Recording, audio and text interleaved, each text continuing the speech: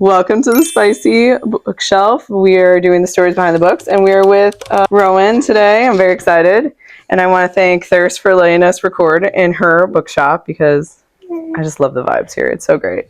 Thank you for having me. Yes. Now tell us about your series. Well, let's talk about you a little bit. So you were a social worker. Yes. Yeah. For the past 20-ish years, up until earlier this year. Yeah. I love social work, but I've always loved reading, and I've always wanted to be a romance author, specifically. Like in team icebreakers, when people would ask what you want to be, everyone's like, oh, I want to be a social worker. I'm like, I want to be a romance author. And they're like, what? Get out of here. So anyway, but it's better late than never. I'm doing it, and I'm really excited.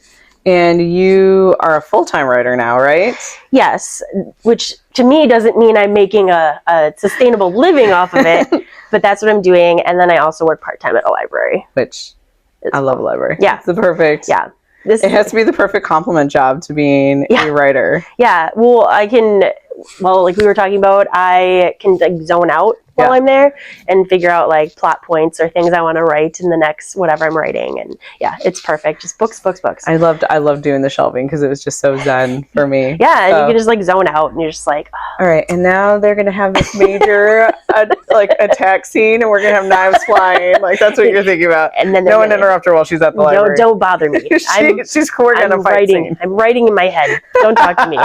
You want this book? I'll tell you where it is, but then don't talk to me.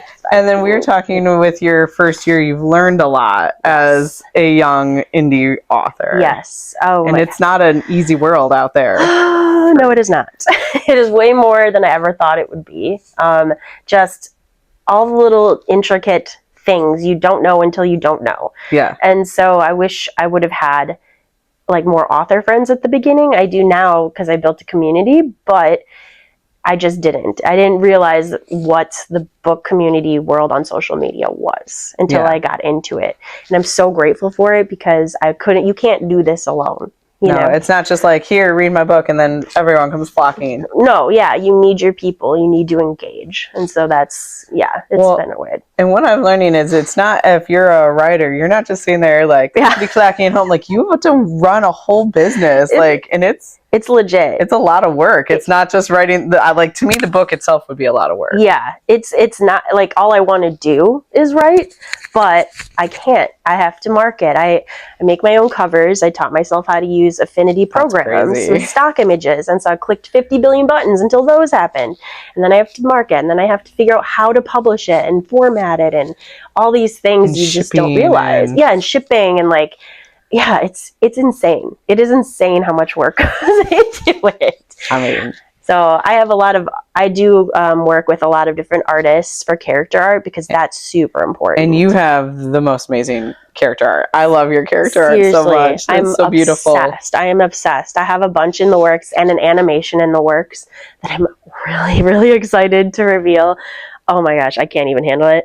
And then I do have an editor who's based in the UK. Yeah. So, and then a beta team, street teams, those kinds of stuff. So what, your editor, you were saying you really love, how did you find this editor? I did a lot of research on editors, and this editor is from the UK. She has an amazing accent, and I'm obsessed with accents. I can't really do them, but she'll leave me voice memos, and I'm just please tell me more, Adele. Please tell me more. And I was this is so good. But she's also super supportive, and that's why I actually went with her, because she just hypes up her authors. She sends us resources, and she's really good at her job. So I mean, that's also a plus. But yeah. And then what was her? Spice Me Up Editing. I love that. Yeah, I love that title so much. Yeah, Katie. She's amazing. So I'll stick with her for sure. And then let's talk about because you write dark fantasy. Yes, dark fantasy, romance for sure. Open Door Spice. The first book in the series is 2.5 out of 5 peppers, I'd say, or readers would say. And then I think it's 3.5. It just depends, And I'm in the middle of book 1, so I haven't gotten to the spicy yet. But, definitely Open Door.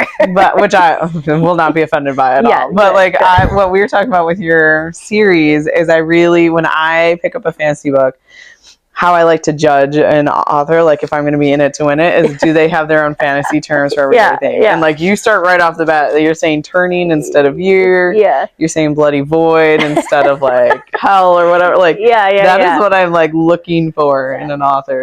Yeah, I agree, because it kind of it makes it more immersive because that is their world. It's not our world. Yeah. You know? So I think I was joking before, you learn as you, like, it's practice, right? So the more I write, I feel like the more I'm improving or growing.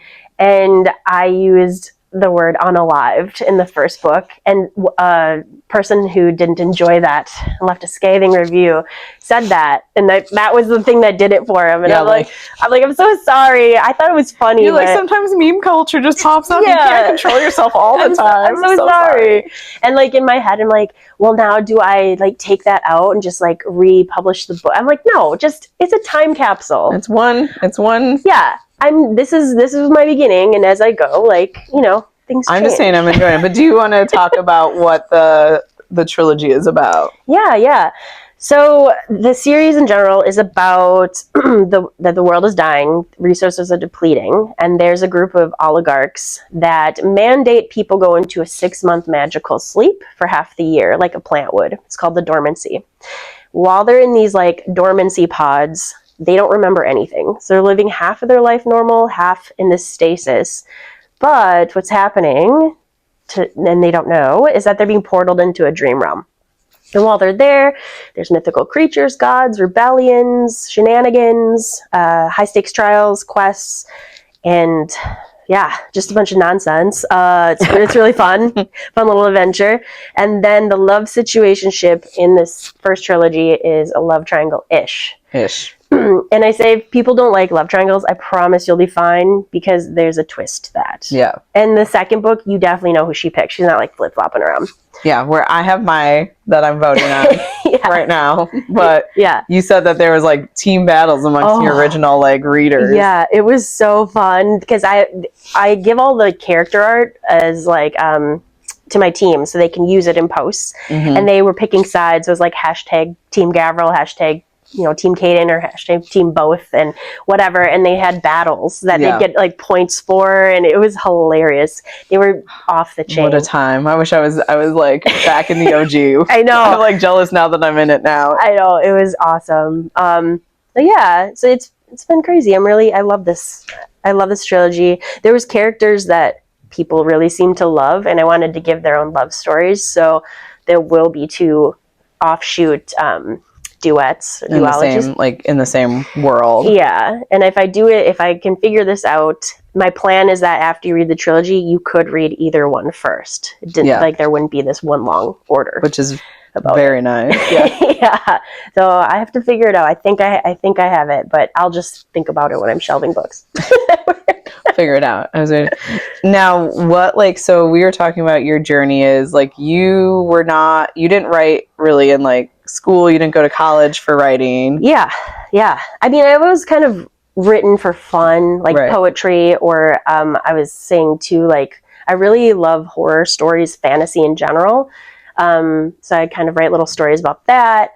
I didn't go to school for writing, but I was in like creative writing classes. I went to school for psychology and sociology, which I think is great for developing characters. Yeah, right. Because like that is my favorite thing, is figuring out like why does someone act the way that they do? Like what happened to them? What's their trauma? Like what is their resilience? Yeah, how did that like build them into the person they are now? And I think that's the most fascinating journey you can be taken on when you read anything. Yeah. So like they were so broken, and to put those pieces back together into something beautiful it's really rewarding. And did you do the fanfic pipeline into writing, or you're just like, no, I'm in it to win it? No, I'm in it to win it. No, I think I really enjoy reading fanfic. I just never did that. I had my own characters in my head, and I wanted to just run with those. I mean, I just love how the journey of becoming a writer is so different for everyone. There's no straight and narrow. No. Like, it is a winding path, and anybody who wants to get on can get on at any with point. Like 50 billion elevators and doors on each side. Yeah, it's not easy, but you can do it no matter what. No, it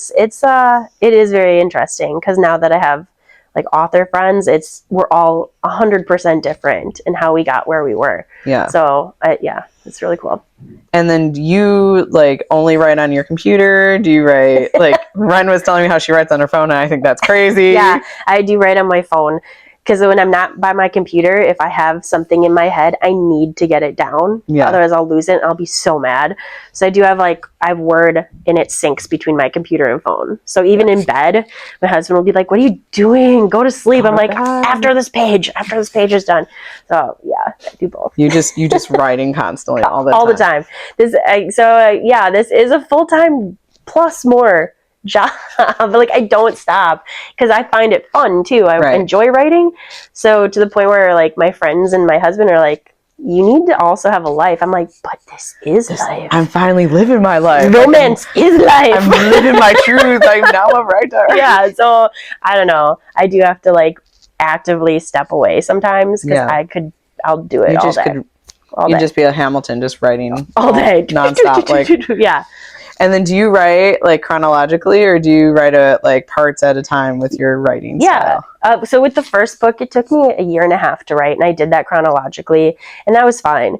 But I'm a mood reader, so I feel like I'm a mood writer. And I was like, I need to pick the scene I want to write in this moment. Yeah. And that's what I did with the second and third book, and I was able to write them in 4 or 5 months. You also said second book are a lot more action-packed. Which maybe that's because you're I'm not waiting for these high and lows. I'm just bam. Yeah, yeah, they're way faster paced than the first book. A lot of action, a lot of interesting, tension-filled moments, and that's just really fun to write. So maybe that's why they went faster. And with your spicy scenes or your action scenes, how do you write a little diagramma? Do you have Barbie dolls you're hi-ya with? Or how do you write these harder scenes? Oh, for sure. So so when I'm thinking of a scene, regardless of what it is, it's in my head, and I know how the movements need to happen, or where this part goes, or where this knife's going to stab, and I need to figure out how to do it so it's realistic. So I do a lot of research online, not for the spicy scenes, but there's different resources I found for fight scenes or wound care or stuff like that I wouldn't have the knowledge for. I wish I remembered the site, but it's something with fight in it. Fight science, maybe something like that. But it's amazing because there'll be resources about this is what it would do if you stabbed with this type of blade, or so crazy. You know what I mean. And then a lot of YouTube videos, which is such a rich wealth of knowledge. People are showing you how you move when you're have a sword. It's amazing. So you're not a special martial artist expert. No, I thought you were. I know I look like it, but no, that's not that's thing. Really cool. I didn't even know this type of stuff online exists to find. I know, and these are all those little things that I've learned as I went through this indie author journey, which is I love talking to new indie authors and being hey, here's some resources that I didn't know existed, and let's help you quicker than I did, Well, what was the one question you wish you had asked someone, or wish you had known when you got it started? That you now tell the little baby indie authors. Yeah. I think it is, I didn't really realize how significant the book community was on social media, Bookstagram or Book Talk. And I was I'm just going to create these accounts and talk about my book. And I didn't engage as much as I could have initially.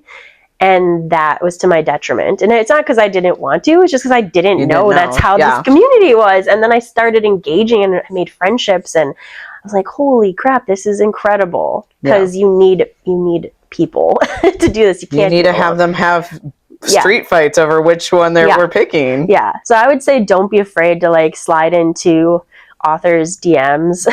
I tell my readers or other authors, I'm I have no shame. My good friends that are authors, I slid into their DMs. I mean, I slid into your DMs. Yeah, and I love it. Or if you read the book and you want to yell at me for the emotional damage I caused, I love it.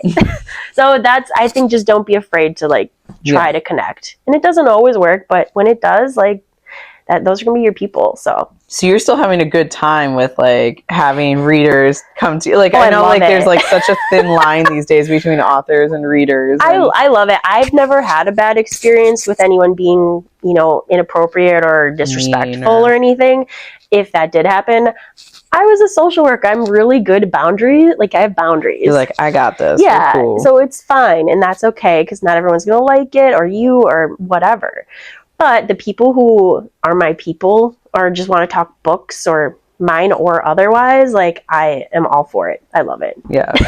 So, yeah. And what are you reading now? Yeah. So, like I was saying, Well, do you read a lot? I mean, yeah, I used to read like 2 or 3, or I'd read a book in 2 or 3 days, because I'd read in my bed like every night. And now that I write and that's all I do, I don't. So this year I probably read like 2 books, but right now I'm trying to read 3 at the same time, so that's fun.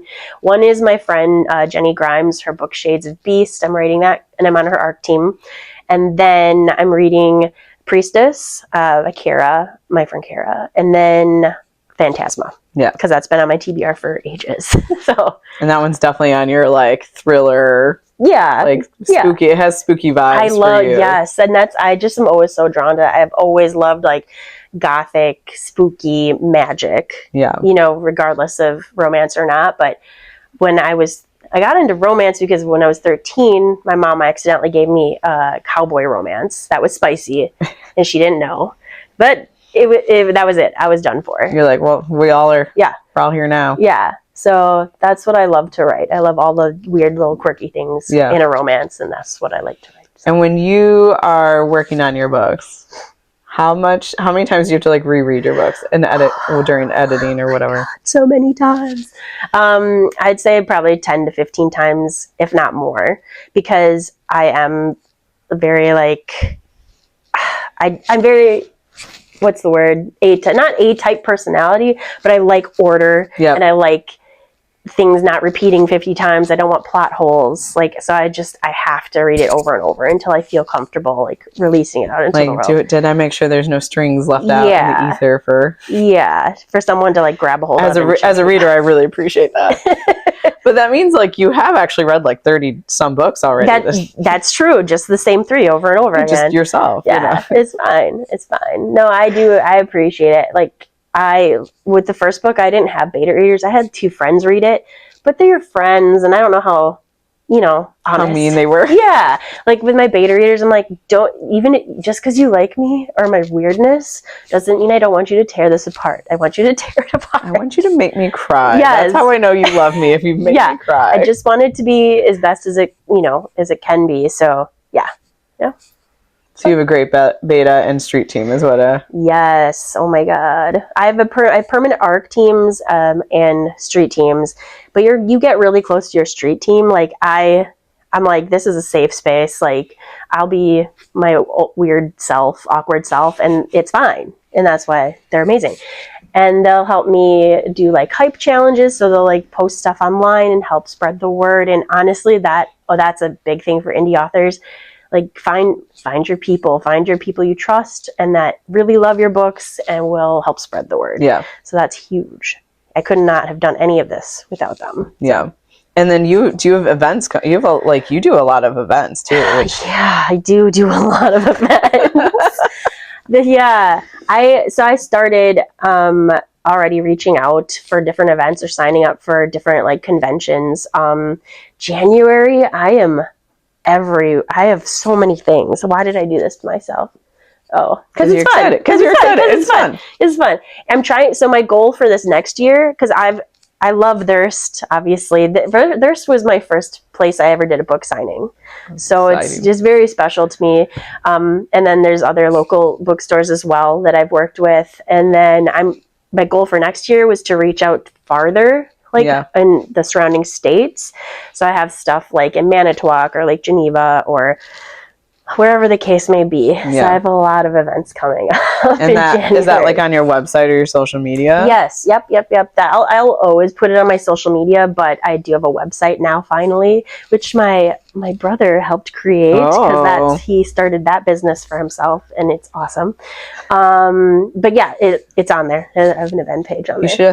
Does he do social media stuff too? Can he be part of your? No, he just does like web development type stuff. Because I'm like, I asked my other brother, who I think he went to school for like marketing. Yeah. But that's not really what he went into. And I was like, could you help me? He's like, nah. I'm like, what the? Brothers are so great. I'm like, come on. You're like, I'm drowning here. Help me out. Help me. God. No, I would love someday, if I could swing it, I would love to have a PA. They are worth their weight in gold. Like, so I could concentrate more on the writing. On the writing, not the... Yeah. Eventually, I would love to. And people who do, like, they make beautiful posts and reels for you. I would love that too. I'm always surprised how much work those are. It is. It's a lot of time. It literally could... probably because I'm like slower at it, but it could take me like an hour to make one good reel. To like edit it properly. Yes. And then the people that add all the sound effects, I'm like, what were you doing for was that your 3-hour long edit for 20 seconds? Yeah, I'm like, no, I can't do this. So most of my social media content is things I find funny because I have a weird sense of humor, or me just being awkward, and this is me. Or announcing really cool things. What did you just announce the other? Yesterday? Well, you had 2 big announcements. You had your like Kindle page run. Oh yeah, yes. Which is very congratulations. Thank you. That was a goal. I wanted to reach at least 200,000 page reads. Yeah. And I hit that for this year, so I'm really, really grateful. Super excited. I think speaking of that, like I think telling new author, I know I keep going back to that. No, that's but that's what this is for. Everyone, like, I love learning the journey. Yeah, I'm not the type of person who was ever comfortable sharing like successes like that, but I think that is so important to do. It's not only for you, because it does help remind myself that like when imposter syndrome hits or whatever, that there's some really exciting things that have happened. Yeah, and it will happen again. So I think it's really important to like share that journey on your social media with people. So yeah, that was a big thing. And then, what else? I mean, you have that one yesterday, that big anniversary. My husband. I introduced my husband to the internet for the first time, and it was our 17-year dating. Like we've been together because we got married. Like 8 or 9 years in, and I like same. Yeah, and I refuse to have anyone take those years away. I mean, like, I think my husband and I are like only married 7. Like, no, we're probably married longer than that, but like we're almost 20 years together. Yeah. Like we're past half our lives together. Yes, that's crazy. It's a huge deal, right? Yeah. So I was like, no, you're not taking away like 10 years from me. No. Yeah, like my 17th wedding anniversary will be then almost 30 years together. Exactly. Exactly. See, you get it. I get it. So I was like, no. Yeah. So I was like, no, we're going to celebrate this because the longevity is the important part to me. So anyway. And he's super supportive of you living your dream. Honestly, like I wouldn't be able to do this without a partner. And I recognize that I have that privilege because he's so supportive. He was okay with me basically blowing up my whole career. To try this. And then because we talked about like starting this as a business, like you have to put money into it. It's not no cost to start. Oh my God. I was saying I started my Excel spreadsheet for like tax purposes, and I was like, why did I do this to myself? You're like, I'm going to need to sell a lot of books here. It was like if people watched Tiger King, what's that place? Like, I'm never going to financially recover from this. And I'm like, oh no. But like, I don't know. Right? It's such an interesting career choice because it's not just a 9 to 5, right? You put a product out, but it's a product that lasts forever, hopefully. Yeah.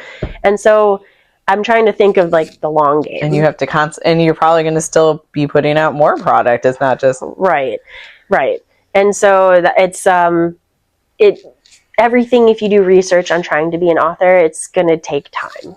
It's about the long game, not the short game. Because that's not like when you see all these like new authors becoming like instant successes, that is not the norm. I'm pretty sure Brandon Sanders even did like a video about that. Like these people that like fire off on their first one, like that is not, he's like, I wrote like 20 before he became a thing. Yes. That's the same for like, he's like, you don't want to be found on your first book. You want to be found once you're in your groove. Right. And when your writing develops more and all these things. Yeah, for sure. Like LJ Andrews had this whole 9-book series, probably more, before she had the Ever King series that blew up. So it just don't give up. Yeah. Then all right, so let's finish up. Let's tell me a fun fact. This is what I like to ask everyone. Like just one random fun fact about you. It could be about your writing style. It could just be something you're really into. Ren has 6,000 chickens. So. She does. Oh my god, I love that. Let me see. Dang it, I already said the social work thing. But was that your fun fact? I want like something weird and kooky. Okay, weird and kooky. Oh god, weird and kooky. Let's see. I mean, it's not kooky. I don't have kids, and so my husband and I, we travel everywhere. Okay. Like that's, aside from the books, that's what we spend our finances on, is traveling. And so we've been all over the world. I lived in Scotland for half a year. That's when cool. I was younger. So in a palace. What? Okay, that is a really cool fact. So it was study abroad, but it was half a year in a palace that was haunted for sure. I had some experiences. But no, I think that's the biggest thing. Like I just love traveling. And I'll travel if I see bands that I want to see, I will travel way far away to see them. I almost find that it's almost cheaper to go see a band, especially in Europe. It's cheaper than in America to go see it. Right, so. And then you're also getting a trip somewhere. You might as well make it a trip. So yeah. That's really cool. So you're a traveler, but you lived in a haunted castle for 6 months. I did. It was so creepy, but it was so fun. And in Scotland. Will there be a book series one day about your creepy... I feel like there has to be, right? I think so now. I just need a standalone for Halloween or something. Yes, I think like after the series is done, I have something percolating in there, and I think it needs to be Scotland based. Yeah, you should just like make and you're like dedicated to the podcast that reminded me to dedicated. Whatever. Yeah, no. I'll be your arc reader for that one. You're haunted Scotland Castle. I love it. Yeah. So maybe that's my fun fact. I love it. Mm-hmm. Well, thank you again for coming. I know you have your third book is coming out when again? January 29th. Wow, so soon. Yes. And it's the end of this trilogy. Yes, the end of this trilogy, and then there'll be 2 interconnected duets that go off of it. Did I say that already? I don't remember. I'll say it again. I think you did, yeah. Yeah. One will be male-female romance, and the other will be why choose. So now we all have to... I mean, that might be when you need the Barbie dolls. Why choose. Because there's so many parts, and you have to figure out like where they go. You don't want one just like standing in the corner, like... Yeah, just like what's Sim City like this? Yeah, like... Or whatever. No, I'm going to have to like figure out like all the movements. Actually, that's a good resource too, because when I look up character art, because I started doing it for my Why Choose book, there are like images that they use the models on Google Images. So I'll probably be using that a lot to see. I know there's programs too that like... There's smut programs? No, but like they have people and you can put them in different positions and like cool. For like artists. That's cool. So just saying, there's a lot of resources. I've learned that resources are definitely a thing right now. Oh, God. All right. And then is there a question you would ask any other author? Any author in the world? Just one question. Oh, my God. Your questions are excellent. Let me see here. What would be... I don't know. I think it would be, like, even if... As people gain success as being in this industry, I guess it would be, like, what would be their biggest tip to not lose themselves or to, just stay on track and be true to who you are. And I don't think I'd have a problem with that because I'm always going to be this awkward human being. But it's just like, how do you, like, that must be insane. How to stay yourself. Yeah. Because I do a lot of in-person things, but I don't necessarily enjoy them because I am extroverted introvert. Yeah. And it's exhausting. So like, how do they do that? Like, how do they and still have to write? Right. Like, how do they? Interesting. Yeah. All right. Well, thank you so much. Thank you. It's been a pleasure. And thanks again to Kerri to lending us her store to record in. So I have a pretty background. Yay. Well, this is fun. Thank you. Yeah. You are.